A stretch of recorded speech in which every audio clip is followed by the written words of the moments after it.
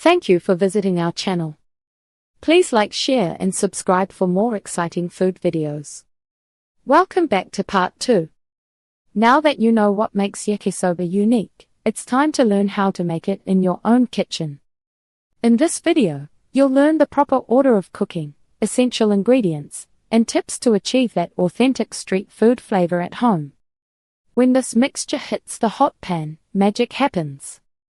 The sugars in the sauce begin to brown and stick to the surface of the noodles and pork. This process, known as the Maillard reaction, creates a depth of flavor that a simple stir-fry can't match. Some cooks even add a pinch of sugar or a splash of mirin to help the caramelization along. This ensures that every bite has that signature glossy look that defines a great plate of noodles. Texture and type of the perfect noodle. The choice of noodle is where many beginners get confused. Even though the name literally translates to fried buckwheat, yakisoba uses mushi shukumen, or steamed Chinese-style wheat noodles. These are the same yellow noodles used for ramen, but they undergo a different preparation process.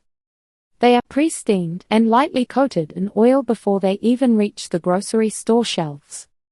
This means they're already cooked and just need a quick sear. The steaming process is vital because it locks in a firm, bouncy texture. If you were to use raw noodles, they might release too much starch and turn into a sticky mess. The oil coating helps them separate easily as soon as they hit the pan. Their yellow color comes from alkaline water, which gives them a specific snap when you bite into them. This structural integrity is what allows them to be tossed aggressively with heavy vegetables and meat without breaking apart. How to make authentic yakisoba at home.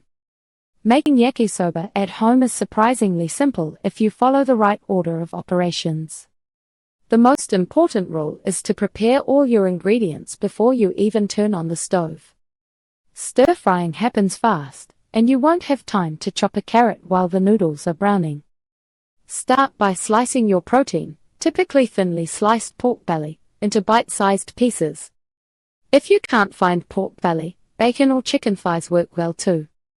Ingredient layer recommended choice purpose protein pork belly or shrimp provides fat and savory depth. Aromatic yellow onion and garlic builds the flavor base foundation. Veggie green cabbage adds crunch and sweetness. Color and texture. Carrots and bean sprouts visual appeal and earthy notes. The finished yakisoba sauce ties the entire dish together. Once your prep is done, heat a large pan or wok with a little bit of neutral oil. Cook the meat first so it can render its fat. This fat will flavor the rest of the dish. Add your onions and carrots next, followed by the cabbage. You want to cook the vegetables until they're just starting to soften but still have a distinct bite. Crowding the pan is a common mistake. If you have too many ingredients, they'll steam instead of sear, and you'll lose that smoky wok flavor. Next, add the noodles directly to the pan. If they're a bit stiff, you can add a tiny splash of water or sake to help loosen them up. Toss them with the meat and vegetables for a minute before pouring the sauce over everything. Keep the heat high and stir constantly until the sauce has thickened and coated every strand. The goal is to see a few charred bits on the noodles. This adds a professional, street food style finish to your home-cooked meal. Thank you for watching. Please remember to like, share and subscribe.